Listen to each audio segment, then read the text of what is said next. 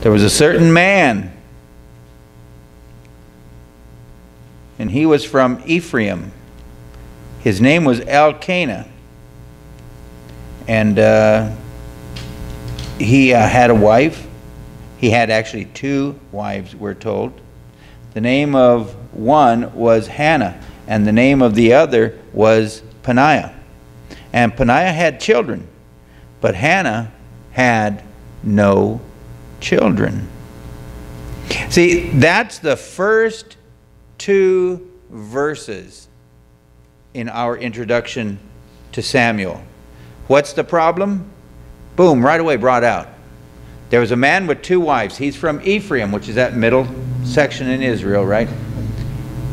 He's got two wives. That tells us something that's going on. And one wife has children and the other one doesn't. But as I said, he was a good guy to her.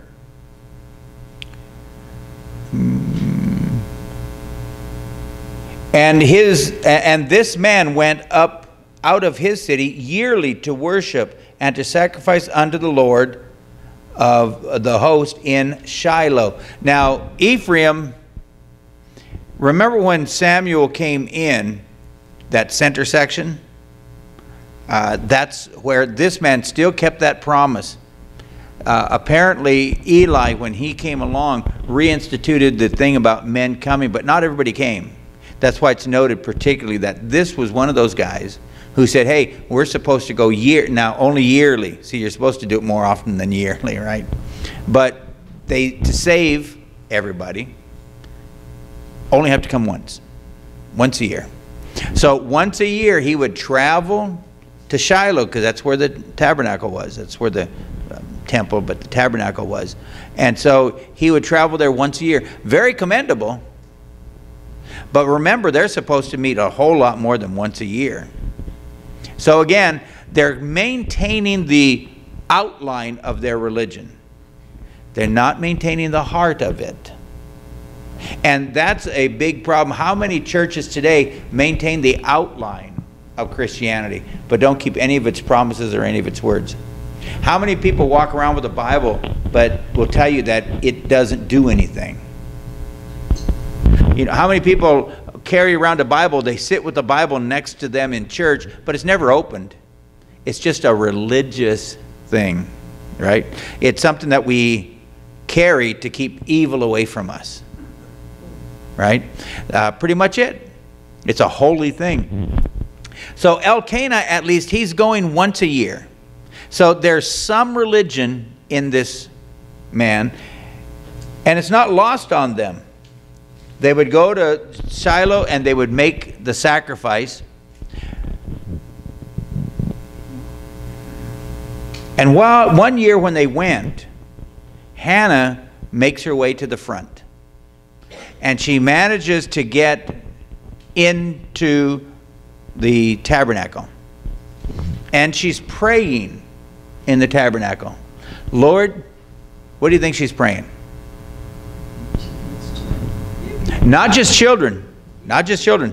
What if he is going to be the seed of a woman, what kind of child do you want? You want a boy. Girls weren't bad, but girls weren't boys. So if you wanted to be part of the promise, you had to have a boy, right? So she's in there praying for a son. Maybe the other lady has girls. So what would get her husband her attention? If she had a boy. Sneaky, sneaky. So Hannah goes into the church, temple, a tabernacle, and she's praying. And she asks the Lord specifically for a boy. Now we're told that Eli is there, and here's her praying.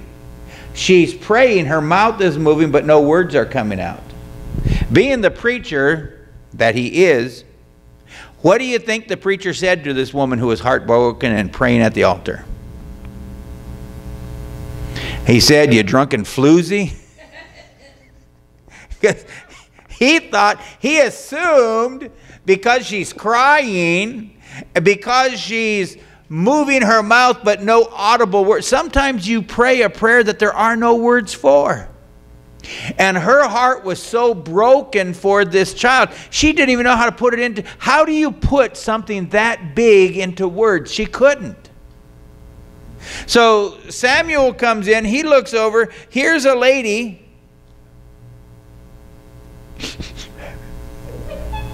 And he assumes improperly, what are you doing coming into the house of the Lord all drunk like that? Well, now that's my kind of preacher. We sit here and we say, why? Who let that bad child come in? But here poor girl, she came in, she's heartbroken, and she's accused of being a drunkard. Quickly, Eli realizes his mistake. And let's go to this outline at this point. Let's take a look at Hannah first of all, without doing a whole lot of detail. I gave you enough just so we understand her a little bit. First of all, she was the mother of Samuel. That's big. Samuel is the last of the judges, and he's also the first to combine the role of prophet and judge. And he is going to be our link between the judges and the kings. So Samuel is this is a pivotal point in Israel's history, and he is the pivotal man. That's important to realize and to know. This is going to take a very special man to accomplish what's about to be accomplished. Here's a man who has to now bring the people back to God because they're all wandering everywhere. Eli sort of started on something but wasn't able to finish it. And we'll point out Eli's problem when we get to him. Samuel, however, is going to be used of God to bring the nation of Israel back and to draw them in as a people. So this is the child she is going to give birth to. That's a big thing. Being the mother, it comes at a very high risk, and I'll talk to that in a second. She prayed till she was heard. That's important. Sometimes people pray, Lord, I want, Lord, I want. You've got to keep it up until, literally, and I was sharing this with my wife the other day. We were praying for Michael. And there came a time when God said, okay, you can stop praying. One of two reasons. He's already decided yes, or he's already decided no. And there's no more need for prayer. So my wife was standing there and I said, there's no more need for prayer. God's already made his choice. Usually when he says that, it's because he's given me what I want. Okay? And so here it is. She's praying until she gets heard by God. Why is that so important? John says to us, if he hears us, then we have the petition. But you don't know he's heard you until he says yes. So we keep on going, and she was willing to keep on going. She's going to get the promise she wants. She is ridiculed by the preacher. She don't care. She doesn't care if the preacher hears her. She wants God to hear her. And she doesn't quit until God hears her. That's vital to prayer. You have to pray until peace comes upon you and you know that prayer isn't needed anymore. And you don't quit until God tells you you can stop. And then you ask him, am I getting it? Right? And then you say, yeah. I was always going to give it to you. I just wanted to see how long you'd pray. She learned that. Here is a woman who was ridiculed her whole life for not having children. One thing she wants is a son. Not only is she going to get a son, but she is going to get the greatest son that Israel will know up to that point. The greatest since Moses and Joshua. There hasn't been anybody as important as Samuel. And Samuel is probably slightly more important than Joshua, because Joshua is a general. Samuel, the people were fresh off of Moses' trail when Joshua came over. He was following Moses, so Moses already had the people trained. And Joshua just had to keep that training going. This man comes into power 200 years later and everybody's forgotten. I mean, okay, we may or may not believe the story about George Washington chopping down a cherry tree. Because we don't know if that's true or not. Probably not, right? But who's to say? We're told that story, and that story holds as much weight as any historical event. Because it's so long ago, who really knows, right? That's kind of what was happening here. The story about Moses, see, you and I, we read the book and it's fresh to us, but this is a story that happened in these people's minds over 200 years ago. And they haven't seen God do anything since, in a large, grand scale. But she prayed until she got heard by God. She didn't let what everybody else believed or thought influence her. If she was the last one, she was going to be the last one to be heard by God. She kept her word, though. Once God said yes. Remember, she had made a promise. Lord, if you give me a son, I will give him back to you. All she wants is to be able to say to people, I have a son. She doesn't necessarily want to raise him. Oh, what a grand idea for children. See, it's kind of like having grandkids. I want grandkids because I don't want to raise them. I want them to come over and play with Grandpa and go out with Grandpa and get chicken, French fries, and apple juice, and then send them home with their mom and dad to deal with them, right? I just say, come on over, me hearties, and that's all I want to sit there and be hearties with my granddaughter, and then, hey, go back and have your mom whack you for being a bad kid. It's not my place to deal with the hard part. And so Hannah says to God, if you give me a son, I'll give him back to you. Well, she gets a son. And the boy grows up, and she grows very close to him. And one day, when the boy is finished nursing, she realizes, I made a promise to God. And so on one of those journeys where the family would go back to Shiloh, she went with her husband. Now, how hard was this for the dad, too? Because when they come back, Dad realizes someone's missing from the caravan. Now Mom has to sit there and say, well, I made a promise. You know that son that we got? That boy you're so proud of? The one that you want to be just like you? I gave him to God. What? Now I'm left with 2 daughters? That had to be hard.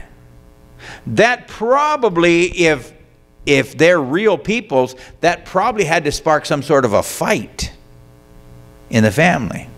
Because I don't know how willing Dad was to agree with Mom about giving up his son. But that's a promise she made, and she kept her word. Even when it was difficult to do so. It was easy to say, God, if you give me a son, I'll give him back to you when you don't have any children. When all your life you've been waiting for a son, and finally he's there and you're watching him grow up. And finally he's about 3 or 4 years old, and you have to take him back and give him to God. Wow. She's a very, very strong woman for being able to keep that. When you make a promise to God, you keep it. How many times do we make promises to God? If you do this, I'll give you, and we break them the first chance we get. Because God's not really there, so I can say anything I want to him, right? She kept her word. Now, the bad, that was her good. The bad we already discussed. We said she felt God didn't love her because she was barren. But that was what she was told by everybody. But we can't look, you can't look at your circumstance and say God doesn't love me. What does the Bible say? For God so loved the world. This cross, regardless of what you are experiencing on any given day, doesn't change the fact that the cross is planted there. Doesn't change the fact that the man in the middle died on that cross, nailed to it for you and for me. So no matter what we're thinking or feeling, it's not true. Even though they can't see it, God was in the process of using her in one of the most powerful ways in Israel's history, and she didn't realize it. Kind of like what we said last week about Ruth and Boaz. Bad, bad, bad, bad. Why isn't God doing anything? He is. Bad, bad, bad. But he used all of that to accomplish the greatest thing in history, which is Jesus Christ. This woman is being used of God in one of the most powerful ways to change Israel, to get them ready. Now, she has nothing to do with the king. She has nothing to do with David. She has nothing to do with the Christ. But she is getting Israel ready for the king. Bringing Israel back so that when David comes, David could pull the people in a more powerful way. And we get the Psalms for that. We get the rich Bible history and the stories that you and I use so often in our own life. We get all that because she understood difficulty. And she faced it. Even had to face her husband when she left her child. I don't know how she broke the news to him. I don't know if she told him up front. I don't know if maybe while they were heading down that final year to Shiloh, when the baby's 3 years old, is she telling him then? Or maybe she just did it and then on the way home when Dad says, oh, by the way, where's my son? He was going to ride up front with me. I got to tell you something about that. Wow. Bet you could have seen the fireworks for miles, huh? Bad was only that she doubted God because she was barren, and that's one of the things. We often so look at our circumstances, we determine whether or not God loves us by what we're seeing.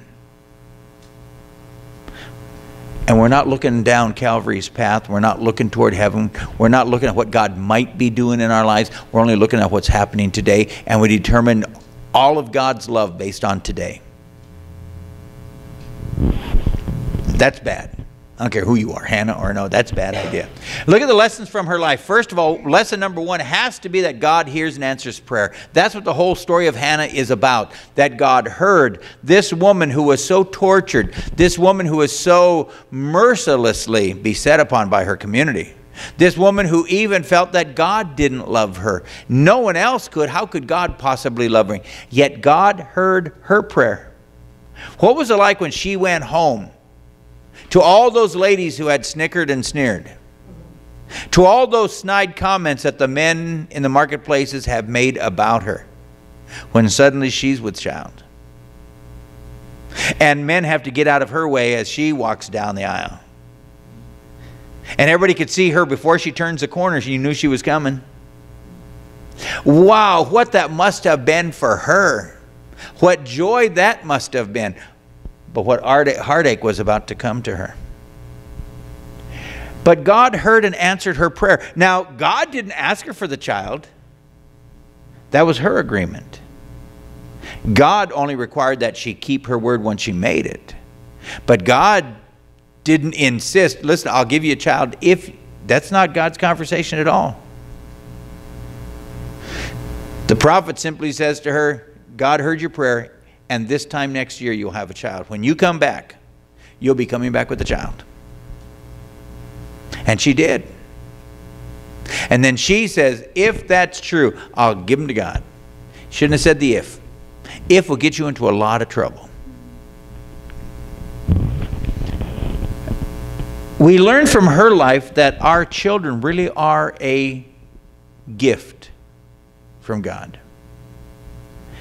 Sometimes it's the gift that keeps on giving. We have our children. I am extremely blessed. I got 5. And we're even more blessed because we're close to all of them. We're close enough, not only do they call, but they come by. Not only do they call or come by, but they bring their babies with them when they come. So that we not only have children as a gift from God. But as I said, the gift that keeps on coming, they keep on returning. And then they bring babies with them when they come. I mean, wow. Am I a happy camper or what? What a gift. What a gift. How close we may have come sometimes to missing. Hannah knew better than we do because she struggled so long to get hers. And yet, what did she do with that gift? Something we all have to do at some point in time is give them back. We hope that children give us back to God. We don't want to give our children back to God in that sense. But sometimes parents are called upon to make that tremendous sacrifice. But children are a gift. And they need to be remembered as a gift. Because God could have withheld them. Sometimes when our kids aren't as perfect as we want them to be, it's easy to be upset. But it's only easy to be upset because we have them. Imagine if you didn't. Imagine if you were in Hannah's place and couldn't have children. How would you feel? And lastly, in Hannah's life, God knows your trouble. God knows. When everybody in town was being mean, who was listening in all that time? God was. It's funny because I wonder how many times God must have smiled or giggled when people were picking on her when he knew what he was going to do in her life. I wonder how many times the angels kind of ribbed each other and said, they don't know what's about to happen, do they? See, we can get upset because we think God doesn't care. And in reality, he cares very much. It's just he thinks he could use you for one of the most important decisions in Israel's history. Oh, sure, the other wife had children right away. But do you know anything about her children? I bet you know a lot more about Hannah's child. We only know she had children. That's the end of it. And she had children. Boom. That's it. We know no more about him than that. But this child that was so long in coming, Samuel, there's 2 books about him. He is going to be the one who's going to pour oil on David's head and declare David king. He will stand before all of Israel and say, this is your king. Wow. Her son. Bet you know his name. So God does know your trouble. Why does he let us go through it? I don't know. Sometimes maybe it's just, maybe he thinks it's entertainment. But on the other hand, maybe he really is looking at a bigger picture. And maybe he has something important for them to do.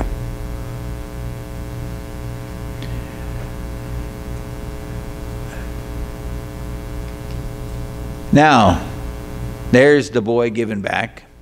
He's all grown up in this picture. He's probably about, 4 or 5 maybe in this picture. We don't know what age he was. Could have been as young as 3. Could have been as old as 5. But he was given to the prophet. Samuel the priest. Eli was to raise Samuel. That was his job. Now, here's something strange about it, and let's take a look at it. First of all, let's take a look at the good about Eli. Eli was a judge in Israel for over 40 years. That's a long time. That's as long as David's going to be king.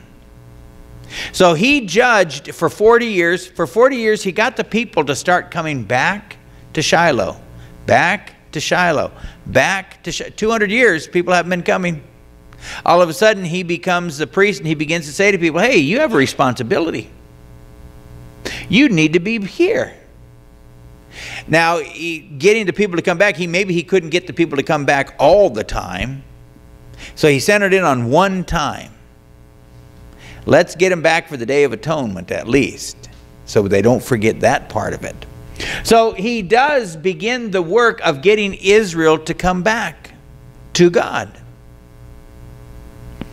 So he's a judge, 40 years, long time, and he actually makes a difference.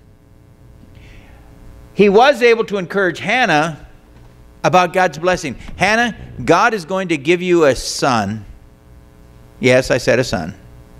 When you and your husband Elkanah return next year, you're going to be returning with a child. What? Yep.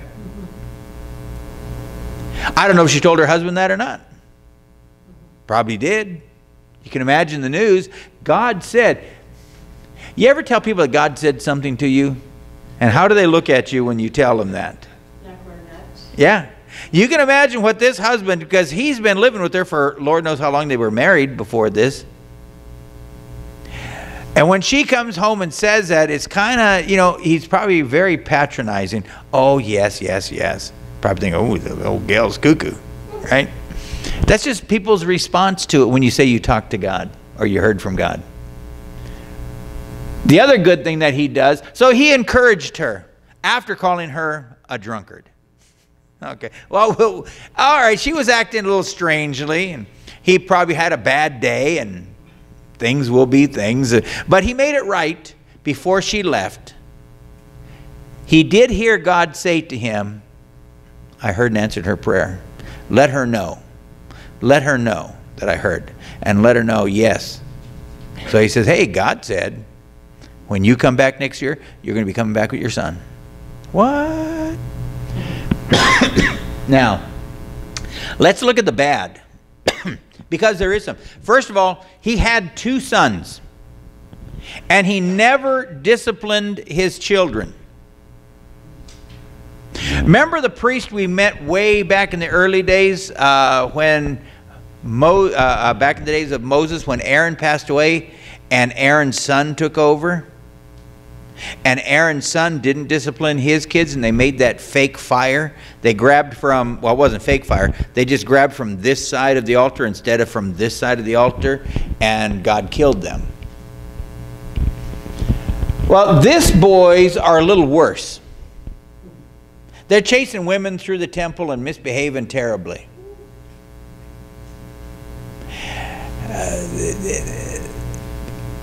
The sacred wine, the sacred foods, they're using that for parties with women.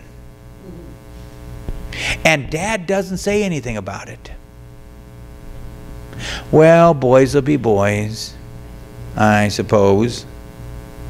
He never disciplines his sons. Lets them misbehave in church all the way through.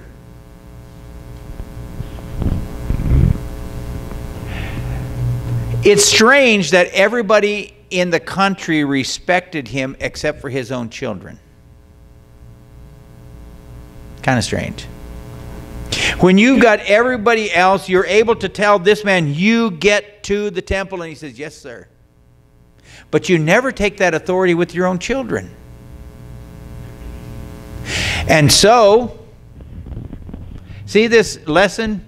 Parents, discipline your children before God does. Because Eli refused to discipline his children, God did. And God kills his boys. Eli is going to fall back in his chair and die himself. You have a responsibility as Christians to raise our children as Christians. And raising them means that they should obey the moral compass that God gave to us. And we can't say, well, because I'm in the temple, it's okay whatever I do. No. Well, my dad's the preacher, so it's okay. No. My grandpa's the preacher, so it's all right. No. My uncle's a preacher, so no. Doesn't work. Doesn't work. We have more responsibility. How am I going to get people to hear me if I can't get my children to hear me? How am I going to get my grandkids to listen if I can't get my kids to listen? You can't. So here's one of the reasons why I think, notice this the second point. The ark had lost its power with him. He cherished the ark. He treated it like it was some sort of a museum piece. They were all very proud to have the ark. This is the ark. This is what Moses carried across when they divided the Red Sea. This is what they took into battle when they would conquer a city. Wow, everybody look, ooh. But they don't use it as God's presence in the world anymore. It used to be that when the ark went out, God was moving. But now God's in a rocking chair and retired here in Shiloh, and so is the ark. And it's a nice thing to talk about. It's a museum piece. It's not the power of God anymore. People have no idea in his day and time how powerful that ark and the God that it represents still is. It's like, well, God used to. God used to. I remember when. That's a problem. Because as Christians, our Christianity isn't about what God used to do. Christianity should be about what God is doing. In a very current way, we should be able to say to our children, here's what God did today. But so often we talk about to our children, well, you know, in the Bible, God did this. In the Bible, God did that. But Dad, in your life, what did God do? Well, son, in the Bible, Grandpa, what did God... Well, in the Bible, that's how come every now and then, it's probably like every week, I tell you some story in my life where God was active and what God did or said or led. Because I want you to know that my Christianity is about a God who is alive and well, not a museum piece. It's not what he used to do. It's about what he is still doing. Take our gift to the king that our missionary mentioned in his last letter. He wanted to thank us for our gift to the king. Excuse me. That's our second biggest offering ever. In all the history, as long as I go back, when I got here, Christmas to the gift to the king was usually $300 or $600. That was it. But look how many people Yeah, there were more people, and it took more people to give so much less. We said that little is much when God is in it. And let me tell you, when you're talking about little, we're little. And you and I, we walk past this thing and we're all knowing that there isn't any money in that thing. But there was. Because God is still... See, the ark didn't lose its power. People just quit using it. The Holy Ghost hasn't lost his power. People just quit living in his power. God hasn't given up anything. The people have. We look at life around us and we say, well, you know what? No one's following God anymore. So why am I? And we look at our nation. Well, no wonder our nation's not following God. We quit. We gave up. Our children give up. Our grandkids give up. Our nieces and nephews give up when we give up. I can't quit. I can't quit until those two little girls are all grown up and singing. I promise they will sing at Grandpa's funeral. That will be their job and their duty. And my Jenna Mary will stand here being all pretty and she'll be crying. Oh, I had the world's greatest grandpa. Yeah, and she'll sing a song. And everybody say, wow, what a wonderful grandfather. Look at those wonderful grandkids he had. Look at them beautiful girls. They all look just like him. Okay, maybe they won't say that. But if I quit, they quit. Well, I remember when Grandpa used to. I remember when Mom and Dad used to. Still do. Still do. Still do. Because I don't care what America is doing, to be honest. I care about the 7 grandkids I've got and the 5 children I have. And I worry about what they're doing. That's the thing. That's where my Christianity is real. I could have been like Eli and have the world's largest church and not have his own kids listen to him. He had everybody in the whole country listening to him. Oh, wow, I could be like, I don't know who, some world famous guy who the whole world is listening to his every word, but his own children don't? What's the trade-off there? What's the value in that? People buy your books only because they don't know what a failure you really are. Yeah. So that's why we discipline our children, because we don't want God to get hold of them. It wasn't easy to discipline my kids, but we did it regularly. If I do it, then God won't have to. If I neglect, and God has to, He's a whole lot worse than I am. Whole lot worse. And so, you know, that's why we pray, and that's why we work, and that's why we discipline, and that's why the yes means yes and no means no. You ask my kids growing up, when Dad said no, there was no second thought about it. No was no. It didn't mean no today and yes tomorrow. It meant if it was no, it was always going to be no. I didn't arbitrarily pick things out of a hat. I didn't base whether I was going to spank them on how I felt. They got spanked because of what they did, not how I felt. That's what discipline is all about. And I think they turned out pretty good. I'd rather do it than have to have God do it, because He can hurt pretty good. It's not easy. Oh, let me tell you, when you have to make that tough decision, it's a tough decision because it's a tough decision. But you make it because it's the right one. Because the reward is so great.